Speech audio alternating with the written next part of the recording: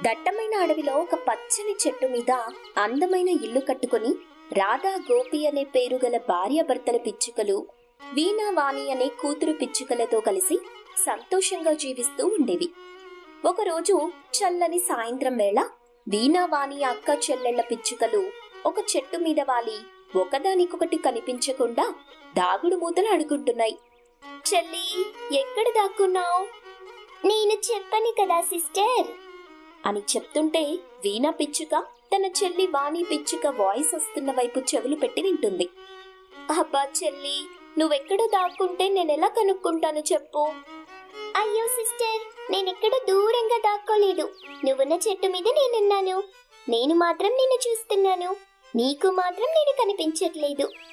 నువ్వెక్కడ దాక్కున్నావో నేను పట్టుకుంటాను అని చెప్పి వాలిన కొమ్మ మీద నుండి లేచి వాణి పిచ్చుక వాలిన కొమ్మ దగ్గరికొచ్చి వాణి పిచ్చుక పక్కన వాలింది. అక్క చెల్లెళ్ళ పిచ్చుకలు సరదాగా నవ్వుకుంటూ ఉంటాయి. వాటికి తెలియని నిజం ఏంటంటే అదే అడవిలో నివసించే ఒక రాక్షస గ్రద్ద పదునైన కత్తి పట్టుకుని కోపంగా అక్క చెల్లెళ్ల పిచ్చుకల్ని చంపుకొని కసిగా కాల్చుకొని తినాలనుకుంటూ ఆ ఉన్న చెట్టు వైపు వెళ్తూ ఉంది. సిస్టర్, ఇంకింటికి వెళ్దామా?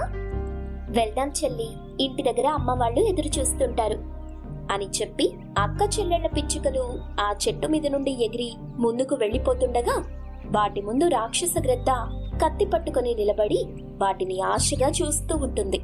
పిచ్చుకలు భయపడుతూ ఉంటాయి. ఇప్పుడు నా నుండి తప్పించుకోలేరు.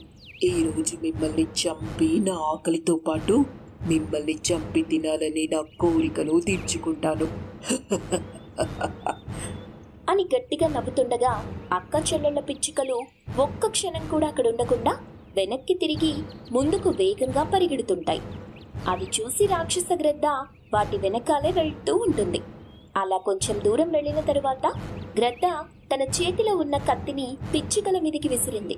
అంతే, ఆ కత్తి వేగంగా వెళ్లి వీణా పిచ్చుక రెక్కకి తగిలింది. దాంతో వీణా పిచ్చుక ఎగరలేక సెలయేరు పక్కన పడిపోతుంది. అది చూసి వాణి పిచ్చుక వీణా పిచ్చుక పక్కన వాలింది. చెల్లి, ఇక్కడి నుండి నువ్వైనా వెళ్లిపోయి నీ ప్రాణాలు కాపాడుకో. నిన్ను ఇలా వదిలిపెట్టి నేను వెళ్ళలేను సిస్టర్. ఏదైతే అదైంది, నీతోనే నేనుంటాను అని చెప్తుండగా రాక్షస